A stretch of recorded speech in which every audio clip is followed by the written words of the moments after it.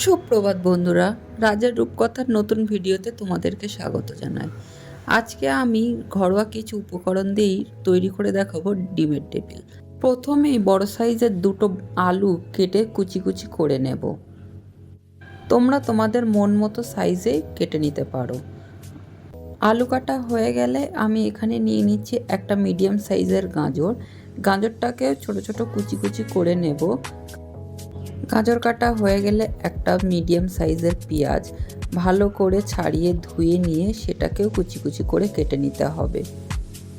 এরপর এখানে আমি দুটি কাঁচা লঙ্কা কুচি কুচি করে নিচ্ছি। ঝালটা তোমরা তোমাদের মনের মতো রাখবে, যে যতটা ঝাল পছন্দ করো সেই পরিমাণই কাঁচা লঙ্কা ব্যবহার করবে। এবারে একটা ফ্রাই প্যান গরম করে তাতে কিছুটা পরিমাণ সাদা তেল দিয়ে ভালোভাবে গরম হয়ে গেলে পেঁয়াজ লঙ্কা কুচিটা দিয়ে নেব। সামান্য পরিমাণ লবণ দিয়ে সেটাকে ভালোভাবে ভাজতে হবে।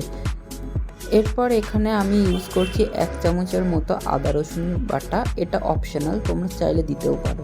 তারপরে লঙ্কার গুঁড়ো দিয়ে ভালোভাবে সেটাকে মিশিয়ে আলু আর গাজরের মিটটা দিয়ে দিতে হবে। তারপর সামান্য লবণ গুঁড়ো দিয়ে ভালোভাবে মিশিয়ে একে একে গুঁড়ো মশলা, মরিচ গুঁড়ো, হলুদ গুঁড়ো, লঙ্কা গুঁড়ো, গরম মশলা গুঁড়ো আর সামান্য জল দিয়ে ভালোভাবে মিশিয়ে নিতে হবে। এবার একটা ঢাকনা চাপা দিয়ে ভালোভাবে সিদ্ধ করে নিতে হবে। এদিকে অন্য জায়গায় আমি ডিমটা সিদ্ধ করে পিস করে নিচ্ছি। প্রতিটা ডিম আমি মাঝখান দিয়ে দুভাগ করে ভাগ করে নিয়েছি।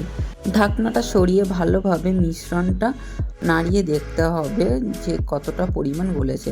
প্রয়োজন হলে আরও কিছুটা জল দিয়ে সেটাকে আবার ঢাকনা চাপা দিয়ে রেখে দিতে হবে। এখানে আমি ঝালটাকে ব্যালেন্স করার জন্য কিছুটা চিনি দিয়ে দিয়েছি। এটা পুরোটাই অপশনাল। ভালোভাবে সিদ্ধ হয়ে গেলে তাতে কিছুটা ব্রেড ক্রাম্ব দিয়ে মাখিয়ে নিতে হবে, যাতে মিশ্রণটা একদম বসা বসা টাইপের হয়ে যায়। তোমরা ভিডিওতে দেখতেই পাচ্ছ মিশ্রণটা কেমন হয়েছে। একদম শুকনো করে নিতে হবে। এবারে একটা পটেটো ম্যাশার দিয়ে ভালোভাবে মিশ্রণটা ম্যাশ করে নিতে হবে, যাতে একদমই ভিতরের গোটা কোনো আলুর অংশ না থাকে। তারপর সেটাকে একটা পাত্রে ঢেলে নিয়ে ঠান্ডা করতে দিতে হবে। এবারে একটা বাটিতে আমি একটা ডিম ফাটিয়ে নিচ্ছি। ডিমটাতে সামান্য পরিমাণ লবণ দিয়ে ভালোভাবে ফাটিয়ে নিয়ে রেখে দিতে হবে। এরপর হাতের তালুতে কিছুটা পরিমাণ মিশ্রণটা আর একটা ডিম নিয়ে ভালোভাবে সেটাকে কভার করে রেখে দিতে হবে। এরকমভাবে এক এক করে সমস্ত ডিমটাকে ভালোভাবে পুর দিয়ে কভার করে রেখে দিতে হবে।